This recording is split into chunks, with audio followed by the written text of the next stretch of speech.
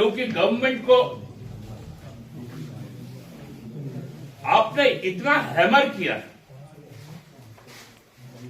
पूरा गवर्नेंस का हैमर किया। आपका तो इच्छा चले तो आप बुलडोज करें, लेकिन आप कर नहीं पा रहे। कितना दिन इस तरह से लोगों को सताइएगा? मई का महीना आ रहा है, लोग तैयार है जवाब देने के। राजनीतिक दल को राजनीतिक लड़ाई लड़नी चाहिए, व्यक्तिगत शत्रुता नहीं होनी चाहिए, पॉलिटिकल टारगेट किलिंग नहीं होनी चाहिए, जो यहां लगातार प्रयास हो रहा है।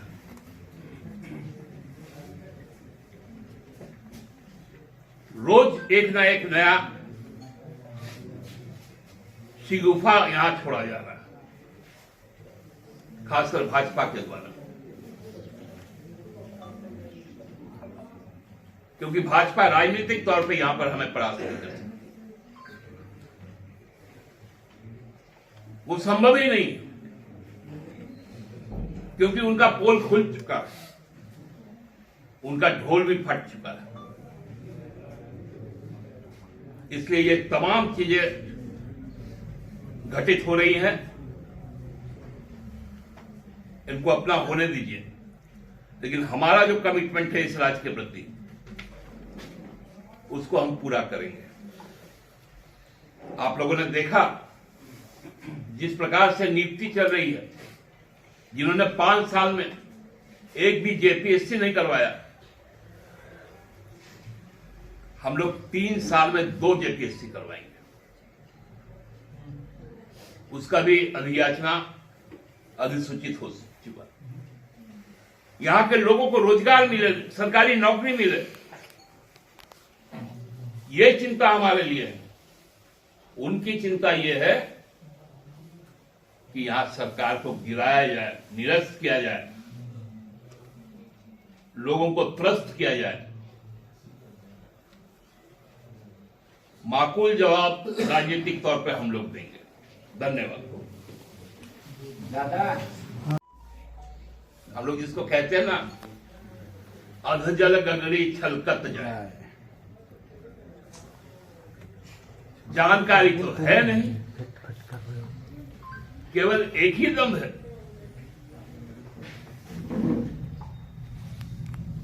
कि चुनाव आयोग मेरा, और ये कहीं ना कहीं इस बात का संकेत भी है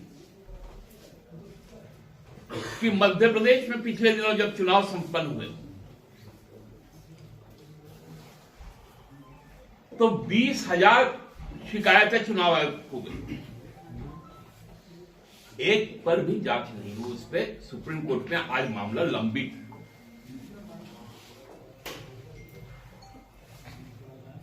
अब लग रहा है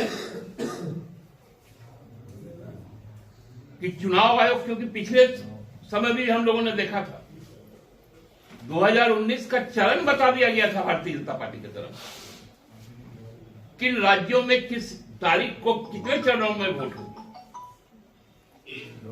गुजरात विधानसभा के समय में भी यही हुआ था।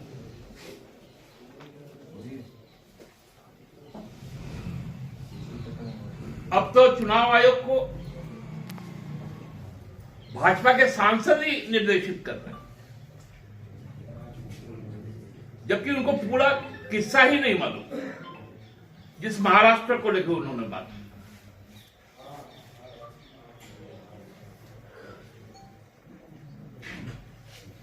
जब हाईकोर्ट ने यह निर्णय दिया कि मिनिस्ट्री ऑफ होम का परमिशन नहीं, मिनिस्ट्री ऑफ होम किसके पास है? भाजपा के पास है, क्योंकि वो जानती थी कि पुणे जिले में यदि उपनिर्वाचन हुआ तो वो पूरी तरह से हारेंगे। चुनाव रोक दिया। जबकि 151 क्लॉज उसका ए सेक्शन कहता है कि 1 साल से ज्यादा का यदि टेन्योर बचा है वो 1 दिन भी हो सकता है, तो वो पार्लियामेंट्री या वो असेंबली कंस्टिट्यूएंसी अनरिप्रेजेंटेड नहीं हो सकती। उसका प्रेजेंटेशन ऑफ वॉइस होना चाहिए हाउस में। हाँ, यदि 1 साल से कम है तो यह बाध्यकारी नहीं। और सुप्रीम कोर्ट ने अपने ऑब्जर्वेशन में भी कहा कि डेमोक्रेसी को चलाने के लिए हाउस का सांस लेना बहुत जरूरी है। तब शुरू हुआ एक नया पटकथा लिखना, साजिश रचना। उसमें भाजपा की जो केंद्र सरकार है उन्होंने बड़ा अच्छा एक पटकथा लिखा और उस पर लगातार कार्रवाई शुरू। उसका एक ही उद्देश्य था और वो उद्देश्य आज भी जारी है कि हम सरकार को लोगों के साथ चैन से जोड़ने नहीं देंगे, योजनाओं को धरातल पे उतरने नहीं देंगे, असमंजस और भ्रम की स्थिति पैदा करके रखेंगे।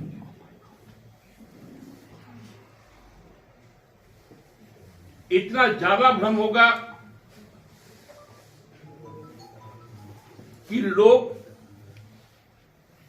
हतोत्साहित होंगे, लेकिन उनका यह मंसूबा भी पूरा नहीं होगा। गवर्नेंस को ट्रबल्स में डालने के लिए हर प्रकार की चेष्टा हो रही है, लेकिन सरकार आज भी सचिवालय में वहां बैठकर जरूरी जो सरकारी काम है उसका निष्पादन हो रहा है। लोगों तक जो हमारे कई 19 फ्लैगशिप जो हमारे स्कीम्स है, प्रोग्राम्स है, वो कैसे पहुंचे, क्योंकि किसी ने सोचा नहीं था कि यहां का आदिवासी का बच्चा, यहां का दलित का बच्चा, यहां का अल्पसंख्यक का बच्चा सरकारी खर्च पर विदेश में जाकर शिक्षा ग्रहण करेगा, उच्च शिक्षा ग्रहण करेगा। भाजपा घबरा गई कि ये कौन सा सर्वजन पेंशन योजना है जिसमें पूरा का पूरा सामाजिक सुरक्षा समेटे हुए है, महिला सशक्तिकरण, छात्रों के लिए व्यवस्थाएं, खिलाड़ियों के लिए व्यवस्थाएं, किसानों के लिए व्यवस्थाएं,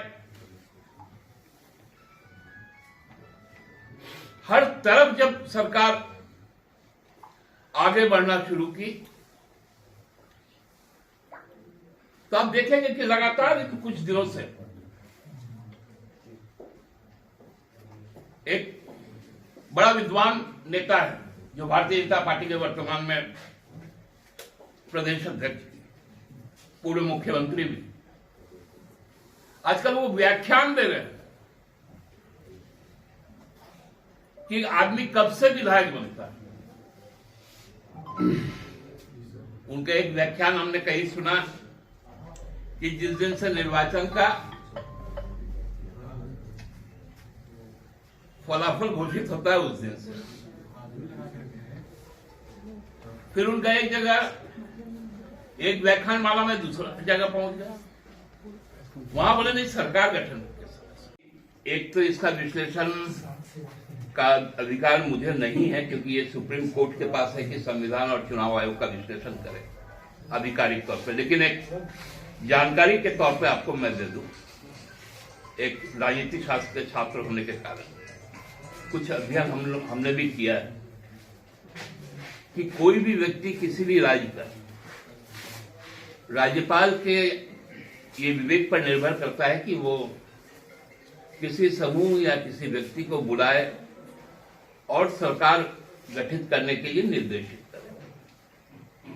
तो वो शपथ ले लेता है, लेकिन तब जाकर एक संवैधानिक बाध्यता होती है कि उसको 6 माह के अंदर राज्य के कोई भी सदन, चाहे ऊपरी सदन हो चाहे निचली सदन हो, मतलब राज्यों में विधान परिषद हो या विधानसभा हो, केंद्र में राज्यसभा हो या लोकसभा हो, उसको चुनकर आना पड़ता है। नंबर 2, विधानसभा उम्मीदवार के निर्वाचन की अधिसूचना के पश्चात वो जाके शपथ लेता है, और जिस दिन से वो शपथ लेता है विधानसभा का सचिवालय उसको एक परिचय पत्र के साथ उस दिन से उसकी उपस्थिति की शुरुआत होती है। सरकार एकदम अलग है जो कार्यपालिका में आती है, सदन विधानसभा एकदम अलग है जो विधायी में आती है। हमारे देश में एक न्यायिक व्यवस्था है, एक कार्यपालक व्यवस्था है और एक विधायिक व्यवस्था है, और चौथे स्तंभ तो आप लोग थे, लेकिन अब आपकी हालत क्या है मुझे बोलने की जरूरत नहीं। दादा एक चीज मुझे आप लोग आज निर्वाचन कार्यालय गए थे, गांडे उपचुनाव की आप लोगों ने मांग की है, तो हाँ वास्तव में चुनाव लड़ेगा कौन? वो प्रत्याशी की नाम की घोषणा पहले होती है क्या, अधिसूचना के पहले? नहीं, तो उससे पहले वाला सवाल, ये इस्तीफा ही क्यों दिया? दादा ये हड़बड़ाहट क्यों हुई आज? इस्तीफा क्यों दे दिया? आखिर हड़बड़ाहट क्यों हुई कि इलेक्शन कमीशन आप लोग को जाना पड़ा कि 6 महीने में चुनाव होना है? जबकि आपको मैं बताऊं बंधु कि भ्रम की स्थिति ना रहे, इसलिए हम लोगों ने चुनाव आयोग जाने का काम किया, और उन्हें राजनीतिक दल के तौर पर, सरकार के तौर पर नहीं। दादा लेकिन मेरा सवाल पीछे अटका हुआ है कि इस्तीफे क्यों आए? जब सब कुछ ठीक चल रहा था तो इस्तीफा का जरूरत क्या पड़ा? एक सेकंड, सरफराज अहमद ने इस्तीफा दिया, उन्हें इस्तीफे की जरूरत क्यों पड़ी? अगर पड़ी तो अभी ये सवाल का जवाब हमको लगता है सरफराज साहब दे चुके हैं, और आगे भी उनसे पूछिएगा तो बताएंगे। एक आखिरी में मेरा सवाल ले लीजिए। अभी आजसू का प्रेस, आज एक मिनट रुकना, आजसू की प्रेस कॉन्फ्रेंस थी, उसमें मैंने यही सवाल आजसू के नेताओं से भी पूछा कि आप लोग ये क्यों कह रहे हैं कि कौन चुनाव लड़ेगा, किस डेट से लड़ेगा, क्योंकि ये तो तय नहीं है कि कौन चुनाव लड़ेगा, कौन इस्तीफा देगा। एक विधायक का मन किया, भाई इस्तीफा दे दिया। अब जो आप भ्रम की बात कर रहे हैं, जेब भी तो भ्रम ही ना फैला रही है। आप भ्रम नहीं फैला रहे हैं, आप गए तो लोग जनता के मूड में आएगा ना कि क्यों आखिर जेब क्यों मांग रहे हैं कि जल्दी चुनाव हो।